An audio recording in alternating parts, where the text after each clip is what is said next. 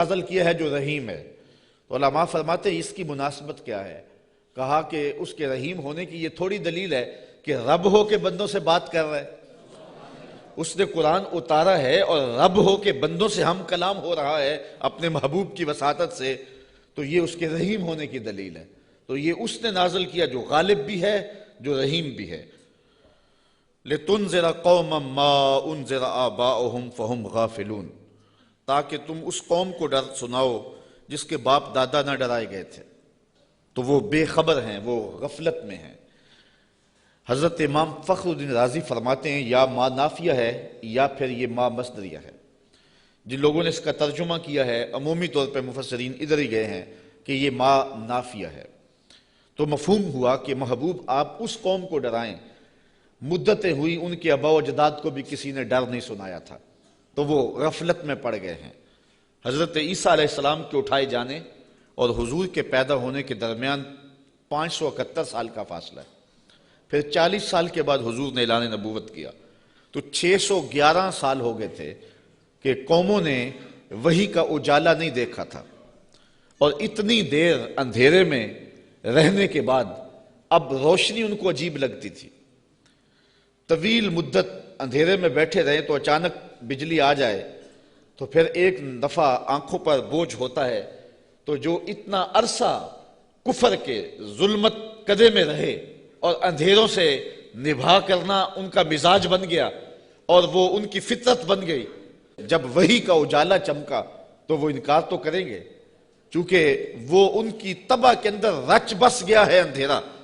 تو اب جس طرح چمگادڑ اندھیرے میں رہتی ہے تو سورج چڑھے تو وہ چھپ جاتی ہے، سورج کو دیکھ نہیں پاتی، آنکھیں بند کر لیتی ہے۔ تو اسی طرح جو لوگ اتنا طویل عرصہ اندھیرے میں رہے تھے، تو اب حضور کی نبوت کا سورج چمکا تو انہوں نے انکار تو کرنا ہی تھا، انہوں نے تو چھپنا ہی تھا، مخالفت تو کرنی تھی، اس لیے کہ اندھیرے کے خوگر بن گئے ہوئے تھے۔ فَهُمْ غَافِلُونَ، تو وہ غافل ہو چکے تھے، ان کی فطرت میں، ان کی طبع میں اور ان کے دل میں راسخ ہو چکے تھے اندھیرے۔ اب ان کو اچنبا لگتا تھا روشنی، روشنی عجیب لگتی تھی ان کو۔ ایک تو ہے اگر یہ ما نافیہ مانے، اور اگر اس ما کو مصدریہ مانے تو پھر اس کا مفہوم یہ ہوگا کہ محبوب آپ ان کو اسی طریقے اور اسی انداز سے ڈر سنائیں جس انداز سے ان کے آباء و اجداد کو ڈر سنایا گیا تھا۔ آپ کوئی نیا طریقہ نہیں لے کے آئے، جو پیغمبروں کا طریقہ پہلے تھا، تنذیر کا، تبشیر کا، آپ اسی طریقے پہ آئے ہیں، اور جس طرح وہ لوگوں کو اور قوموں کو ڈر سناتے رہے ہیں، آپ بھی اسی طریقے پہ ان کو تنذیر کریں، ان کو ڈر سنائیں، ان کو تبشیر کریں، ان کو پیغام حق دیں۔ یعنی آپ کا وہی طریقہ ہوگا جو آپ سے قبل پیغمبروں کا طریقہ رہا ہے، اور جس طرح ان کے آباء و اجداد کو ڈرایا گیا، پیغمبروں نے ان کے بڑوں کو ڈرایا، ان کو بھی آپ اسی طریقے سے ڈرانے کے لیے آئے ہیں۔ اور دوسرا مفہوم جو ما نافیہ کے ساتھ ہے کہ آپ اس قوم کو ڈرانے آئے ہیں، ان کو ڈر سنانے آئے ہیں، ان کو تنذیر کرنے آئے ہیں۔ مدتیں ہو گئیں کہ ان کے آباء و اجداد کو بھی کسی نے ڈر نہیں سنایا تھا، اب غفلتوں کے خوگر ہو گئے ہیں، اب عادی ہو گئے ہیں اندھیروں میں رہنے کے، تو تیری بات ان کو عجیب لگے گی تو مخالفت بھی کریں گے، تانے بھی دیں گے، پتھر بھی اٹھائیں گے، اور گڑھے بھی کھودیں گے، کانٹے بھی بچھائیں گے، طائف کا بازار بھی سجے گا، مکے کی گلیوں میں دکھ بھی آئیں گے، احد اور بدر کی جنگیں بھی ہوں گی۔ اس سخت حالات سے محبوب آپ کو گزرنا ہوگا، اس لیے کہ آپ کا پالا اس قوم سے پڑنے لگا ہے جن کے آباء و اجداد نے بھی مدتیں ہوئی روشنی نہیں دیکھی تھی، تو ان کے پاس جب آپ روشنی کا پیغام لے کے جائیں گے تو ان کو یہ بات عجیب لگے گی، اس لیے آپ ان کو تنذیر کرنے جا رہے ہیں۔ لَقَدْ حَقَّ الْقَوْلُ عَلَىٰ أَكْثَرِهِمْ فَهُمْ لَا يُؤْمِنُونَ، بے شک ان میں اکثر پر بات ثابت ہو چکی ہے کہ وہ ایمان نہیں لائیں گے۔ ابو جہل، ابو لہب، عتبہ عتیبہ اور کئی لوگ ہیں، یہ اتنے راسخ ہو چکے ہیں کفر میں، اور ان کے اندر اتنا زنگ چڑھ گیا ہوا ہے کہ محبوب یہ ایمان نہیں لائیں گے۔ آپ گھبرائیں نہیں، اپنے عمل تبلیغ کو جاری رکھیں، کٹھن حالات میں آپ روشنی کے دیے روشن کرتے چلے جائیں، اندھیرا چھٹتا چلا جائے گا لیکن اکثر لوگ نہیں مانیں گے، مخالفت کریں گے، کھڑے ہو جائیں گے، مقابلہ کریں گے، بہت کچھ ہوگا۔ محبوب یہ بات طے شدہ ہے کہ آپ کی مخالفت ہوگی اور زیادہ لوگ نہیں مانیں گے۔ اِنَّا جَعَلْنَا فِي أَعْنَاقِهِمْ أَغْلَالًا، ہم ان کے گردن میں، ان کے گلوں میں طوق چڑھا دیے ہوئے ہیں۔ حضرت مولا کائنات سیدنا علی المرتضیٰ رضی اللہ تعالیٰ عنہ اپنے ان دونوں ہاتھوں کو یوں جوڑ کر کے اپنی گردن کے نیچے رکھا. تو جب گردن کے نیچے رکھا تو سر اوپر اٹھ گیا. تو فرمایا جس طرح گردن کے نیچے ہاتھ رکھنے سے گردن تن جاتی ہے اور سر اوپر اٹھ جاتا ہے، اللہ نے کافروں کے گلے میں یوں طوق چڑھا دیے ہیں کہ ان کی گردنیں اوپر کو اٹھی ہیں اور وہ چڑھتے ہوئے سورج نبوت کا دیکھ ہی نہیں سکتے ہیں. اچھا آگے لفظ بھی فرمایا فَهِيَ إِلَى الْأَذْقَانِ، اور وہ ٹھوڑیوں تک چڑھے ہوئے ہیں. فَهُمْ مُقْمَحُونَ. مقمحون عربی میں ایسے اونٹ کو کہتے ہیں کہ جس کو کھینچ لیا جائے، جس کی گردن کھینچ لی جائے اور وہ نیچے بھی نہ دیکھ سکے، دائیں بائیں بھی نہ گردن موڑ سکے، آنکھیں تاڑے لگ جائیں اور گردن اوپر کو اٹھی ہو، نیچے سبز چارہ بھی ہو تو اسے دکھائی نہ دے، اس کو کہتے ہیں ایبالن مقمحن. ایسا اونٹ کہ جس کی گردن اٹھی ہوئی ہے. اللہ کہتا ہے فہم مقمحون، یہ بھی مقمحون ہیں، ان کی گردنیں بھی اوپر کو اٹھ گئی ہیں. اس لیے محبوب نے کچھ سجائی نہیں دے رہا. مزید یہ وَجَعَلْنَا مِن بَيْنِ أَيْدِيهِمْ سَدًّا وَمِن خَلْفِهِمْ سَدًّا، ہم ان کے آگے بھی دیوار کر دی ہے، ان کے پیچھے بھی دیوار کر دی. دو دیواریں چن دی آگے پیچھے. فَأَغْشَيْنَاهُمْ، اور پھر ان کے منہ کے اوپر خول چڑھا دیے. فَهُمْ لَا يُبْصِرُونَ، تو وہ نہیں دیکھ سکتے. مجھے بتاؤ کہ آگے بھی دیوار ہو، پیچھے بھی دیوار ہو، منہ کے اوپر کپڑا خول چڑھا ہوا ہو اور نظر تاڑے لگی ہوئی ہو، گردن اٹھی ہوئی ہو، گلے میں طوق ہو، تو چڑھتا ہوا سورج دکھائی دے گا؟ چمکتا ہوا چاند نظر آئے گا؟ ٹمٹماتے ہوئے ستارے سجھائی دیں گے؟ کہا محبوب ان کی حالت بھی یہ ہے، تیری نبوت کا سورج تو چمک رہا ہے، انہیں دکھائی نہیں دے رہا ہے، اس لیے کہ یہ اس اندھیرے میں پھنس گئے ہوئے ہیں. مفسرین نے یہ بھی لکھا ہے کہ کچھ کافر ابو جہل، نضر بن حارث اور باقی پتھر لے کے حضور کو مارنے کے لیے، حضور کو اذیت دینے کے لیے گئے تھے، لیکن پھر اس طرح ان کی گردن اٹھ گئی اور ہاتھ ان کے ٹھہر گئے. اور کسی نے دیکھا کہ ایک بیل ہے جو اس کے اوپر حملہ کرنے والا ہے، تو ان کی حالت کو بیان کیا گیا ہے. تو اللہ فرماتا اب وہ دیکھ نہیں سکتے. وَسَوَاءٌ عَلَيْهِمْ أَأَنذَرْتَهُمْ أَمْ لَمْ تُنذِرْهُمْ لَا يُؤْمِنُونَ. اب برابر ہے کہ آپ ان کو ڈرائیں یا نہ ڈرائیں، یہ ایمان نہیں لائیں گے، اس لیے کہ اندھیرے جم گئے ہوئے ہیں. اب یہاں ایک سوال پیدا ہوتا ہے، اور وہ یہ کہ جب اللہ نے ان کو ایسا کر دیا ہوا ہے تو اب اگر ایمان نہیں لاتے ہیں تو پھر ان کا کیا قصور؟ چونکہ اتنا طویل عرصہ نبی نہیں آئے، پیغمبر نہیں آئے، اندھیروں میں یہ خوگر ہو گئے. تو کہا نہیں، ایسی بات نہیں ہے. بات یہ ہے کہ پیغمبر جب آئے تو انہوں نے تکذیب کر کے، پیغمبر کی توہین کر کے، نبی رحمت کی تدحیق کر کے، حضور کا انکار کر کے، اذیتیں دے کے اپنے لیے ایسا ماحول پیدا کر دیا کہ اللہ نے پھر ان کے دلوں پہ زنگ چڑھا دیے. اب یہ کچھ دیکھ نہیں سکتے. تو یہ نہیں تھا کہ ان کو روشنی دی نہیں گئی تھی، ان کو اجالا فطرتاً بھی دیا گیا تھا، انہوں نے اسے بھی مسخ کر لیا، اور ان کو روشنی پیغمبر رحمت کے ذریعے سے بھی آئی تھی، انہوں نے اس کا بھی انکار کر دیا. اب اس حالت میں پہنچ گئے پیغمبر کی توہین کی وجہ سے کہ رب کی غیرت بھی جوش میں آئی. رب نے دیواریں چن دی، اب کچھ دکھائی دے نہیں رہا. یار اس سے بڑھ کر کیا بات ہے کہ چاند ٹکڑے ہو کے قدموں میں آئے اور یہ پھر بھی نہ مانے. سورج پلٹ کے عصر کے وقت پہ آئے، یہ پھر بھی نہ مانے. ابو جہل مٹھی میں کنکر لے کے آئے اور کہے آپ اللہ کے رسول ہیں، بتاؤ میری مٹھی میں کیا ہے. تو حضور بول کے کہیں میں بتاؤں یا جو مٹھی میں وہی بتا دے. تو اب بھی وہ نہ مانے اور کہے ھذا من سحر ابن ابی کبشہ، یہ ابو کبشہ کا جادو ہے جو سر چڑھ کے بول رہا ہے. تو یہ ان کے آگے پیچھے دیواریں نہیں ہیں تو اور کیا ہے، ورنہ اتنے واضح دلائل دیکھنے کے باوجود بھی ان کو نظر نہیں آ رہا. یا رشتہ دار بھی ہیں لیکن نظر نہیں آ رہا، پاس بیٹھتے بھی ہیں نظر نہیں آ رہا. اور بلال حبشے سے دیکھ رہا ہے، سلمان کو فارس سے دکھائی دے رہا ہے، اور صہیب کو روم سے نظر آ رہا ہے. کول ہندیاں بھی کہیں اپنا نہ جانے، دل والے آکھیا دلدار آگے. تو یہ اپنی اپنی قسمت کی کہانی ہے. تو کہا محبوب آپ ان کو ڈرائیں یا نہ ڈرائیں، یہ ایمان نہیں لائیں گے. انما تنذر من اتبع الذکر وخشی الرحمن بالغیب فبشرہ بمغفرۃ واجر کریم. اچھا سوال پیدا ہوتا ہے جب لوگ تو ایمان لائیں گے نہیں، لوگ تو مانیں گے نہیں، انکار پہ انکار کرتے جائیں گے، دل اندھے ہو گئے ہیں، آگے پیچھے اوپر نیچے پردے ہی پردے ہیں، تو پھر تبلیغ کیوں کی جائے، تبلیغ عمل جاری کیوں رکھا جائے؟ جب زمین ہی بنجر ہے تو پھر بیج کیوں ڈالا جائے؟ جب زمین ہی جو ہے وہ شور اور کلر ہے تو پھر می برسنے سے ہوگا کیا؟ تو پھر تبلیغ کا عمل رک جانا چاہیے؟ کہا محبوب نہیں، تیرے کرم کا می برستا رہنا چاہیے، تیرے کرم کا می جو ہے وہ ان کے اوپر نازل ہوتا رہنا چاہیے۔ یہ نہیں مانیں گے، ایسے بھی ہیں، انما تنذر من اتبع الذکر، محبوب آپ اس کو ڈر سناؤ جو نصیحت کے پیچھے پیچھے چلے۔ ایک وہ ہیں جو سنتے نہیں، اور ایک ہیں جو جھولیاں پھیلا کے پیچھے پیچھے آ رہے ہیں۔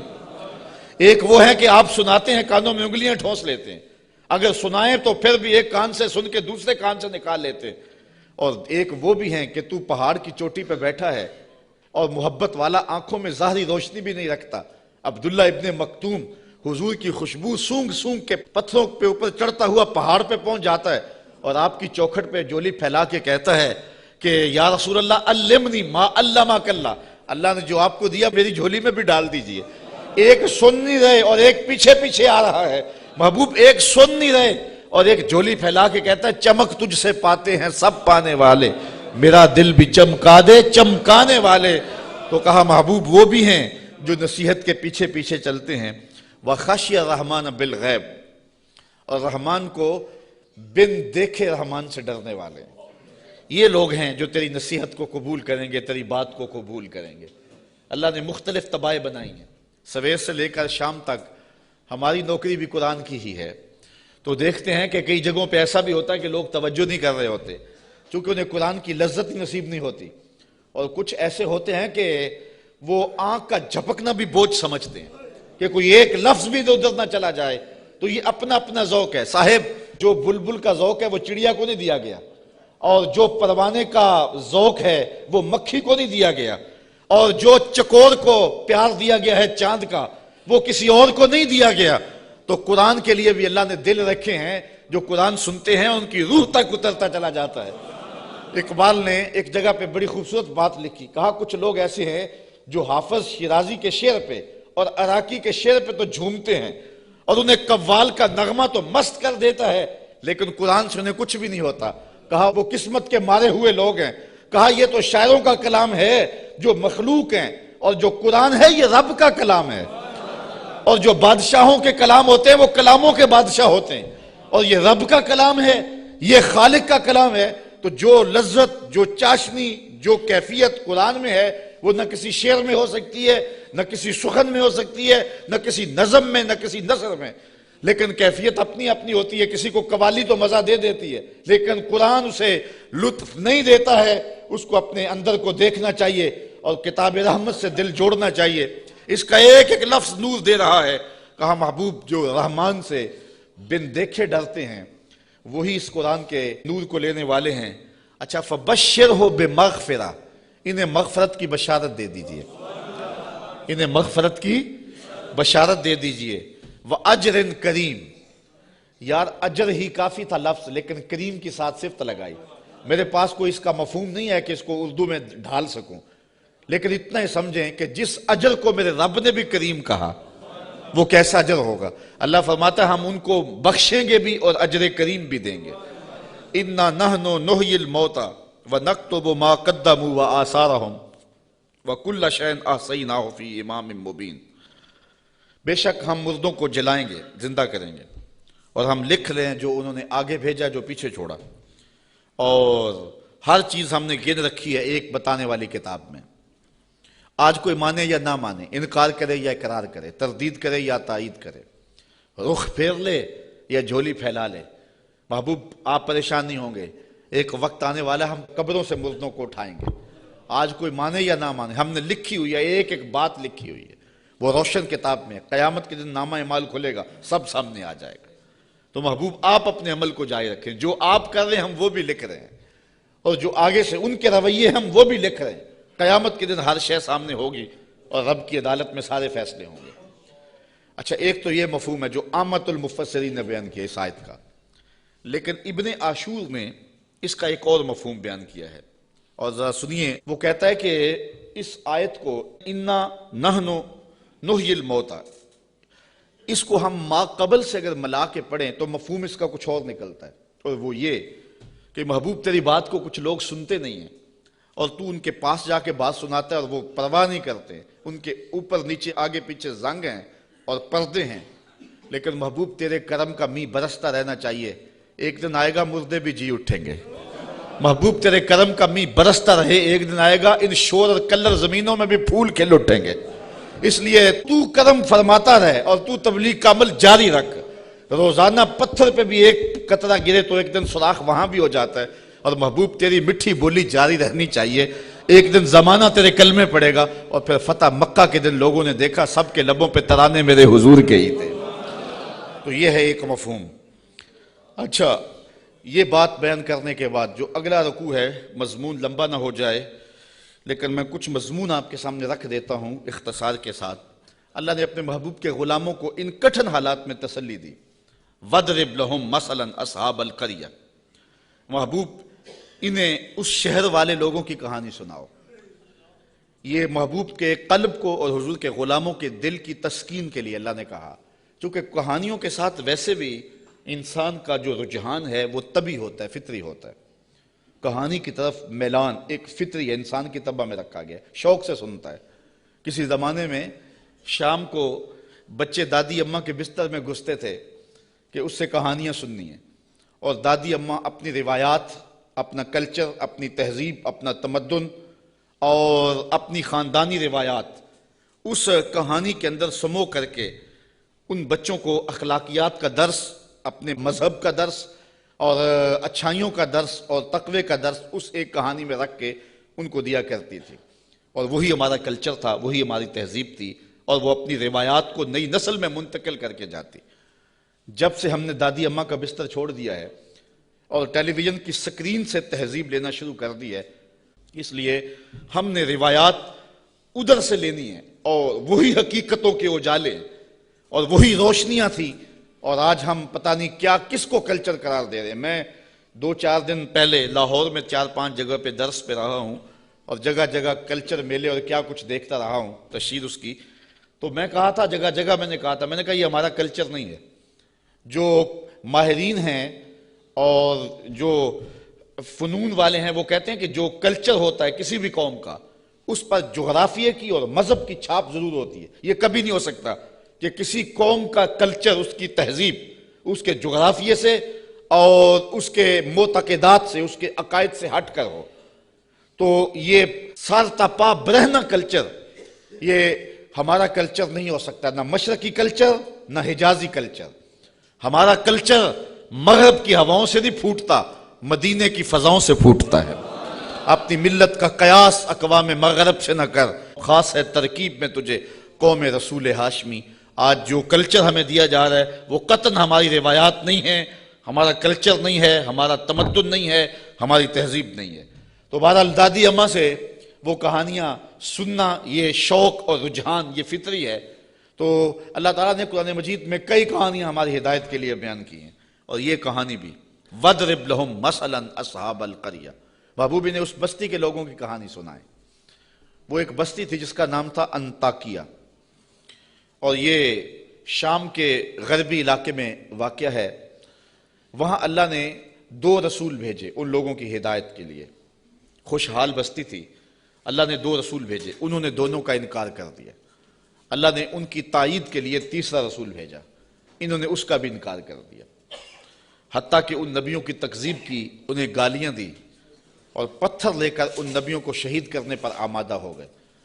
جب نبیوں کو قتل کرنے لگے تو شہر کے ایک کنارے پر ایک شخص رہتا تھا، اسے جب پتہ چلا کہ یہ نبیوں کو قتل کر رہے ہیں میری قوم کے لوگ، تو تھا تو وہ مسکین آدمی، لیکن اس کے دل میں جذبہ جاگا، وہ وہاں سے دوڑتا ہوا آیا اور اپنی قوم کو کہنے لگا تم قتل کرنے لگے ہو، میں کہتا ہوں ان کے قدم چومو۔ تو وہ جتنے پتھر تھے ان نبیوں پر برسنے کے لیے آمادہ تھے وہ اس شخص پہ برس گئے، اور پھر وہ شہید ہو گیا۔ پھر اس کی لاش سے آواز کیا آئی، یہ قرآن کی بولی ہے۔ ذرا توجہ کر لیں، میں اس کی تفصیلات میں تو نہیں جاؤں گا، لیکن اختصار کے ساتھ مضمون آپ نے سن لیا، اب قرآن کا لہجہ دیکھیے۔ وَضْرِبْ لَهُمْ مَثَلًا أَصْحَابَ الْقَرْيَةِ، محبوبی نے اس بستی کے لوگوں کی کہانی سنائیے۔ اِذْ جَاءَهَا الْمُرْسَلُونَ، جن کے پاس رسول آئے۔ اِذْ أَرْسَلْنَا إِلَيْهِمُ اثْنَيْنِ، ہم نے ان کی طرف 2 رسول بھیجے۔ فَكَذَّبُوهُمَا، اس قوم نے ان دونوں کی تکذیب کر دی۔ فَعَزَّزْنَا بِثَالِثٍ، ہم نے 3را بھیجا۔ فَقَالُوا إِنَّا إِلَيْكُمْ مُرْسَلُونَ، ان رسولوں نے کہا کہ ہم تمہاری جانب رسول بن کے آئے ہیں۔ قالو، قوم نے کہا، ما انتم الا بشر مثلنا، تم تو ہمارے جیسے بشر ہو۔ یہ بدبخت اور بد نصیب قوموں کا مزاج رہا ہے کہ پیغمبروں سے روشنی اور نور لینے کی بجائے ان کو بشر کہہ کے ان کی رحمتوں سے اور ان کے دامن سے پھوٹتی ہواؤں سے اور ان کے سینے سے نکلتی شعاؤں سے اور ان کے من سے وابستہ روشنیوں سے اپنے آپ کو محروم کر لیتے ہیں، اور ان کا چلنا پھرنا اور ان کا اٹھنا بیٹھنا، ان کا شادی اور نکاح کرنا اور ان کا بال بچوں میں رہنا اور ان کا بازار میں آنا جانا، اس کو وہ کہتے ہیں کہ یہ اگر نبی ہوتے تو یہ کیوں ہوتا۔ یہ عجیب بات ہے، ان کی عظمتوں کے پہلوؤں کو چھوڑ کے نظر یہاں رکھ دیتے ہیں، حالانکہ یہ بھی انسانیت کے نمونے کے لیے اور ہدایت کے لیے ہوتا ہے۔ یہاں میں بہت لمبی بات نہیں کروں گا، اگرچہ یہ عنوان ایک لمبی گفتگو کا متحمل ہے۔ ایک بات کروں گا کہ اصل بدبختی ہے لوگوں کی۔ ہمارے بزرگ فرمایا کرتے تھے، تم نے حلیمہ کی بکریوں کے پیچھے پیچھے دیکھا، سدرہ پر جبریل کے آگے آگے نہیں دیکھا۔ بس جو یہاں نظر جما لے تو وہ محروم ہو جاتا ہے، اور جو اس سمت کو دیکھے تو وہ روشنیاں پا جاتا ہے۔ اچھا، دوسری بات، اور اب وہ آپ کی توجہ کے لیے، کہ ایک طرف اس قوم کا رویہ یہ ہے اور کافروں کا یہ مزاج رہا ہے کہ وہ نبیوں کو بشر کہہ کے ان کو رسول ماننے سے انکار کر دیتے، زندہ اور جاوید انسانوں کو، متحرک اور فعال ہستیوں کو، وہ زندہ اور جاوید انسانوں کو بشر کہہ کے نبی ماننے سے، رب کا بھیجا ہوا ماننے سے، رب کا فرستادہ ماننے سے انکار کر دیتے، اور دوسری جانب صنم خانوں کے مردہ پتھروں کو خدا مان لیتے۔ ذرا ان کا تفاوت دیکھیے، نہ مانے تو زندہ اور جاوید انسانوں کو نبی بھی نہ مانے، اور ماننے پہ آ جائیں تو ہاتھوں سے تراشے ہوئے پتھر کے جو ہے وہ بت اور مٹی کے بنے ہوئے مادوں کو خدا بھی مان لیں۔ تو یہ کیا تفاوت ہے کہ ایک طرف یہ نبیوں کو، زندہ اور متحرک انسانوں کو نبی بھی نہ مانے، اور دوسری جانب پتھروں کو خدا بھی مان لیں۔ تو اصل یہ نفسیاتی پرابلم تھا، اور یہ قوموں میں ہر دور میں موجود رہا ہے۔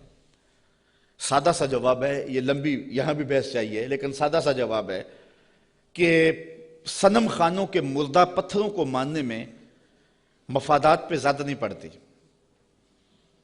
انسان کی زندگی میں وہ مردہ پتھر اور بت دخل اندازی نہیں کرتے، انسان کی انا پر چوٹ نہیں لگاتے۔ ایک پجاری زانی ہو، شرابی ہو، ڈاکو ہو، جو مرضی کرے، کبھی پتھروں نے بول کے نہیں کہا کہ یہ کیا کر رہے ہو، ہمیں بھی پوچھتے اور یہ کیا رویے رکھے ہوئے۔ ان کی جھوٹی انا کا بت بھی پلتا رہتا اور وہ سجدے بھی کرتے۔ تو بتوں کو ماننے سے ان کو اپنی زندگی بدلنی نہیں پڑتی تھی، اپنے رویے بدلنے نہیں پڑتے تھے، اور ان کی سوچوں پر کوئی پہرا نہیں تھا، ان کے خیالوں پر کوئی قدغن نہیں تھی، طرز حیات پر کوئی دخل نہیں تھا، اس لیے بتوں کو ماننے میں کوئی پریشانی نہیں تھی۔ اور نبیوں کو ماننے کا مقصد یہ تھا کہ سر سے لے کر پاؤں تک زندگی کے ایک ایک لمحے کو، معاشرت سے لے کر کے نجی زندگی سے لے کے سیاسی زندگی تک سب کچھ بدلنا پڑتا تھا، اور اپنی خواہشات کے جنازے کندھوں پہ اٹھا کے دفن کرنے کے بعد پھر نبیوں کے قدم چومنے پڑتے تھے۔ اس لیے نبیوں کو ماننے میں پرابلم تھا اور بتوں کو ماننے میں کوئی پرابلم نہیں تھا، اس لیے کہ بتوں کو ماننے میں کوئی مفادات پہ زیادتی نہیں پڑتی تھی، اور نبیوں کو ماننے کا مقصد یہ تھا پھر اپنی خواہش چھوڑنی پڑتی تھی۔ تیرے ہندیاں سندیاں محبوبہ، میں کافر ہوا جے میں ہوا، پھر تو اپنا آپ چھوڑنا پڑتا تھا نا۔ اس لیے وہ انسانوں کو نبی ماننے کے لیے تیار نہیں تھے اور پتھروں کو خدا ماننے کے لیے آمادہ ہو جاتے۔ آج بھی یہ نفسیات ہمارے اندر بھی پائے جاتے ہیں۔ ایک شخص 70 سال حدیث رسول پڑھاتا رہا، 80 سال اس نے قرآن کی نوکری کی، تو لوگ اس کے گرد اتنی تعداد میں جمع نہیں ہوتے، اور ایک بندہ دونی رما کے تموڑی شاہ بیٹھ جاتا ہے اور ساری قوم اس نانگے کے پیچھے بھاگ جاتی ہے، تو کچھ لوگ کہتے ہیں کہ پتہ نہیں اس میں کمال کیا ہے، کرنٹ کیا ہے۔ صاحب بات کرنٹ کی نہیں ہے، مفادات پہ زد نہیں پڑتی، اور اس شخص کے پاس آنا ہے تو زندگی بدلنی پڑتی ہے۔ اس لیے ان مردوں کو ماننے میں حرج نہیں ہے، اور ان فعال اور زندوں کو ماننے میں اپنی خواہشات کا جنازہ اٹھانا پڑتا ہے۔ لہٰذا انسان کا رجحان ادھر نہیں ہوتا ہے، انسان کا رجحان ادھر ہوتا ہے۔ یہ ایک انسان کی فطرت ہے۔ اس بات کو سمجھانے کے لیے میں آپ کو ایک بات سناؤں گا. میرا ایک دوست ہے پرانا، تو بچپن میں جن سے تعلق رہا ہو تو وہ کم ہی کسی کے لیے اعتقاد کا رشتہ رکھتے ہیں، لیکن یہ اللہ کا فضل ہے کہ میرے لیے اس کے دل میں بڑی محبت، حتیٰ کہ میرے ساتھ اس کا روحانی تعلق بھی ہے. تو اس کا ایک دوسرا دوست ہے اور وہ میرا بھی دوست، اور وہ بہت زیادہ پڑھ لکھ بھی گیا ہے اس کی طرح. تو اس نے کہا یار دیکھ، میں بھی ایک اعلیٰ منصب پہ ہوں اور حضور کی سنت چہرے پہ ہے، تو تیرے دل کے اندر بھی اس شخص کے لیے محبتوں کے جذبے ہیں، تو بھی میری طرح اس شخص کے ساتھ اپنا باطن کا تعلق قائم کیوں نہیں کر لیتا. یہ ایک مرید کے دل میں خواہش ہوتی ہے کہ دوسرا شخص بھی میرے پیر سے وابستہ ہو جائے. اس فطری خواہش کے تحت اس نے اس کو دعوت پیش کی. تو اس نے جو جواب دیا وہ جواب اس آیت کے مفہوم کو سمجھنے میں مدد دے گا. اس نے کہا کہ میں کبھی کبھی اس کی تقریر سنتا ہوں تو یار میں حساس سا آدمی ہوں، رات کو سو نہیں سکتا، تو جس کی تقریریں مجھے سونے نہیں دیتی، اگر میں اس سے تعلق جوڑ لیا وہ تو مجھے زندہ مار دے گا. اس لیے مجھے تو پیر ایسا چاہیے کہ جو سرانے کے نیچے رکھ کے آرام سے سو بھی سکوں، اور جس کو چاہوں تو لپیٹ کے جیب میں ڈال بھی سکوں. اس کے ساتھ تعلق کا یہ رشتہ مجھ سے تو نہیں نبھایا جائے گا. تو انسان چاہتا ہے، انسان کی طبع ہے، انسان کی فطرت ہے